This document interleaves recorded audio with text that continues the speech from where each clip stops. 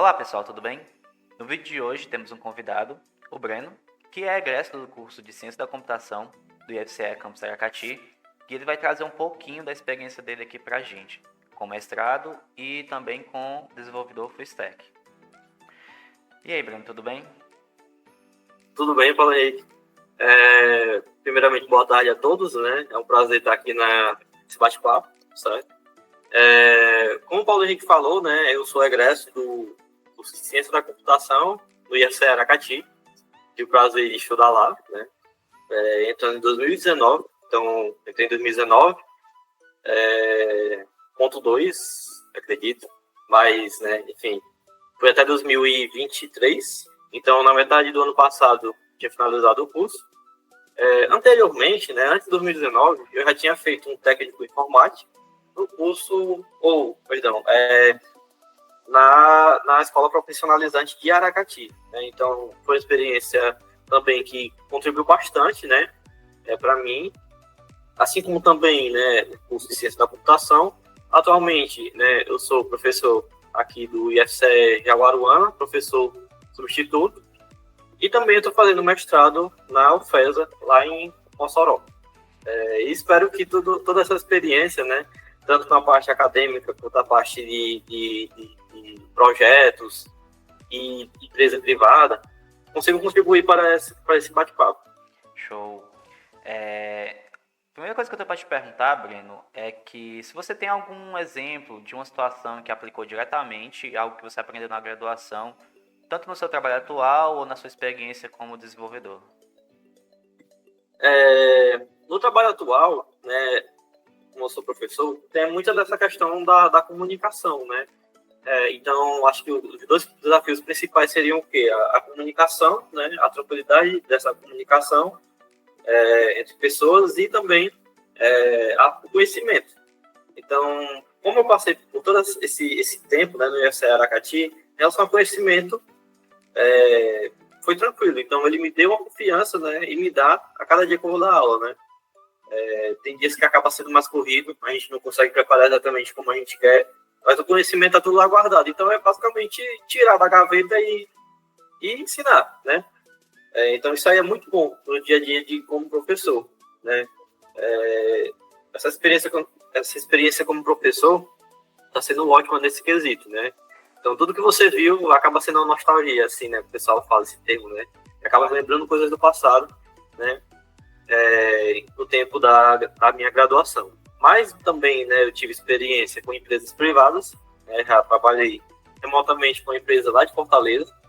Então, essa experiência foi muito boa também, né? No qual eu consegui desenvolver com Java, né? Foi um desafio enorme, né? Tanto essa questão da pressão, né, quanto essa questão também do conhecimento.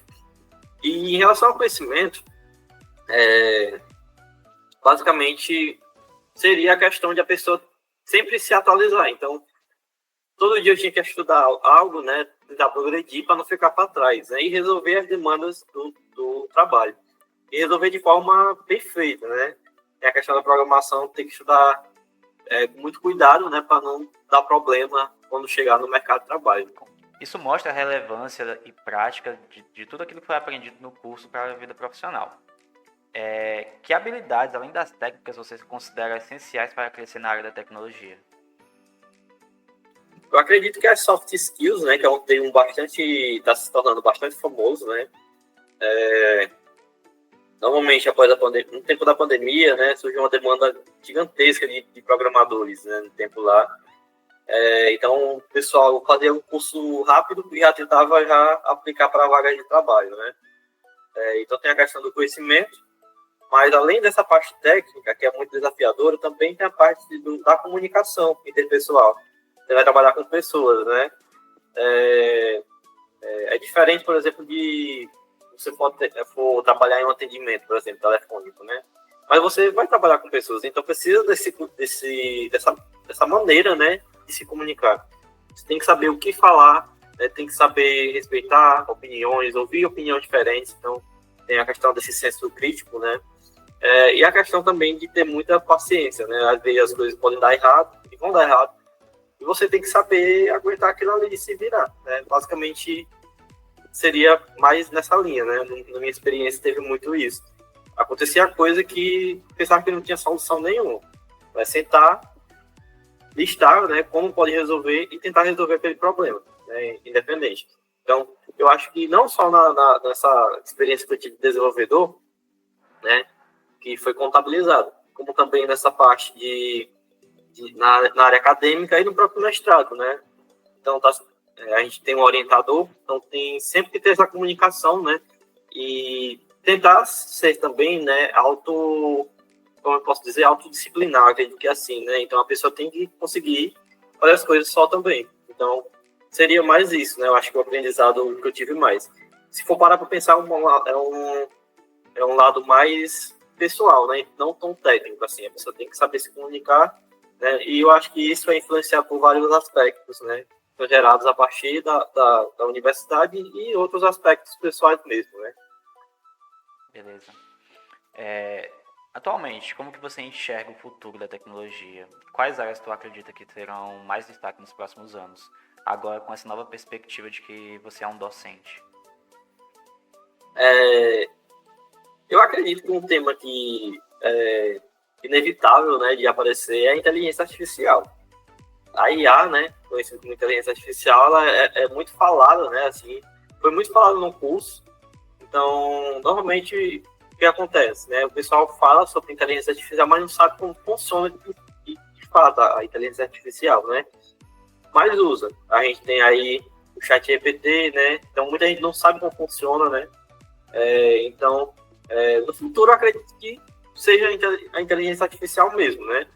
Não exatamente como aqueles robôs, aquele muito futurista que o pessoal espera, né? 2024, o pessoal vai estar tudo, né, num ambiente cibernético. Quando vai ver, tá normal, assim, só mudou alguns avanços, né? Mas por parte do governo, essa parte federal, né, essa parte de pesquisa tem muito potencial. Inclusive, né, lá no mestrado, eu fiz uma disciplina já, né, de aprendizado de máquina, outro de banco de dados que se relacionou, e outra agora que eu estou fazendo, né, voltada para a ciência de dados, que envolve tudo o conceito de inteligência artificial.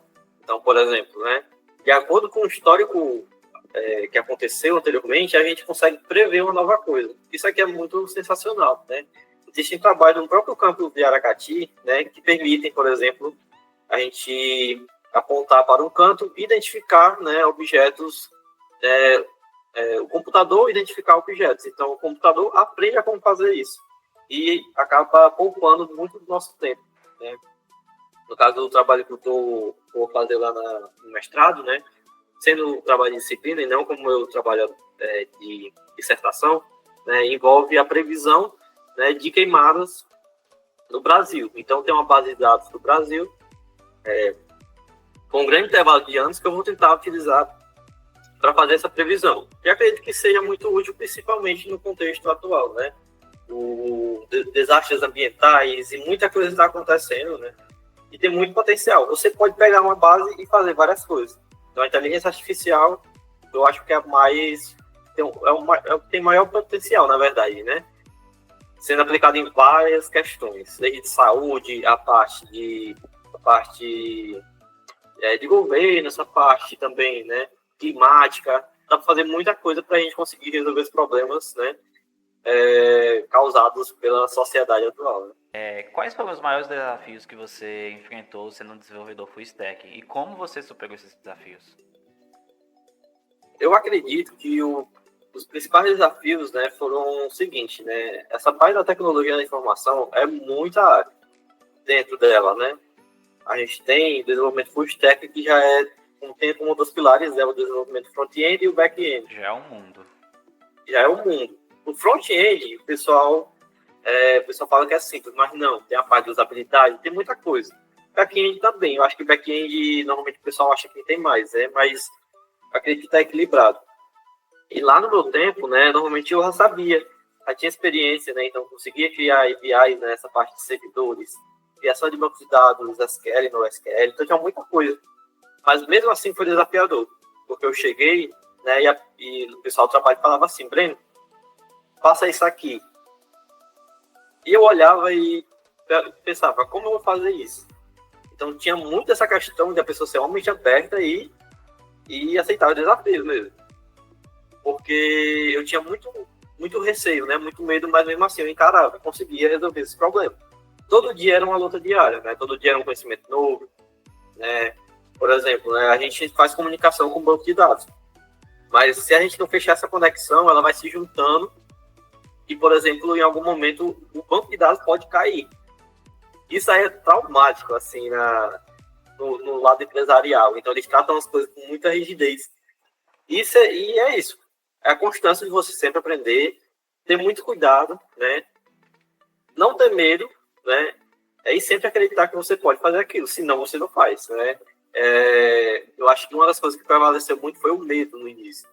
Eu tinha muito medo, porque às vezes eu fazia uma coisa, né, com o intuito de estar certo, e acabava fazendo errado, e isso repercutia dentro das reuniões. E a pessoa pensa, tá, e agora? O que eu posso fazer a partir de hoje? É melhorar. Então você tentava sempre melhorar. É um ciclo constante, né? Eu acho que seria mais isso. E se comunicar muito com as pessoas que têm experiência, seus chefes, basicamente. Como é que tem sido a tua experiência de ser professor substituto no IFCE? O que mais te surpreendeu nesse papel?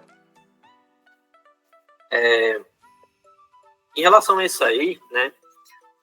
Foi uma experiência ótima, assim, né? Eu considero perfeito. Eu até falei, né, no início, quando eu fiz a seleção, se eu passasse, eu tinha que comemorar isso aí, né? Porque no tempo, eu me lembro que eu estava sem oportunidades no tempo, então eu tentava muita oportunidade, não aparecia nenhuma. E aí eu estava tendo muitos gastos, né, em relação ao mestrado, e de repente apareceu isso aí. Eu falo assim, né? Se eu conseguir isso aí, será que daria certo mesmo? E aí que eu tentei, né, com tudo. Então, eu me lembro, né, desse cenário, né, que eu ia para o campus, lá em Aracati, mesmo depois de formado, porque eu tinha dificuldade de estudar sozinho, né. Então, quando eu passei, né, foi uma alegria muito grande. E quando eu comecei a atuar mesmo, né, isso se comprovou, porque uma coisa é você chegar, né, num local que o pessoal lhe respeita, né, e até os alunos mesmo lhe olham com admiração, basicamente. Então, quando eu falo, por exemplo, que eu tenho 23 anos, o pessoal fala, Breno, eu tenho 22. Breno, eu tenho 27. Como é que pode, assim, né? O pessoal se questiona, né? É muito legal ver isso aí, né? Porque eu tenho uma idade como se fosse de um aluno, mas eu já tenho toda essa experiência. Então, tá muito na questão de acreditar, né? Assim, no dia a dia de professor, normalmente a gente serve como inspiração, né? Para vários alunos, né? Até aqueles mais calados. Né? Nos meus intervalos, sempre a gente troca uma ideia. Né? E tem aluno que fala, né, professor, eu tenho vontade de seguir nessa área. Então, é muito legal a gente servir realmente inspiração. Porque a gente acorda e fala, tá, meu trabalho realmente está fazendo um sentido, né? Tudo que eu fiz isso aqui está sendo posto à prova, né?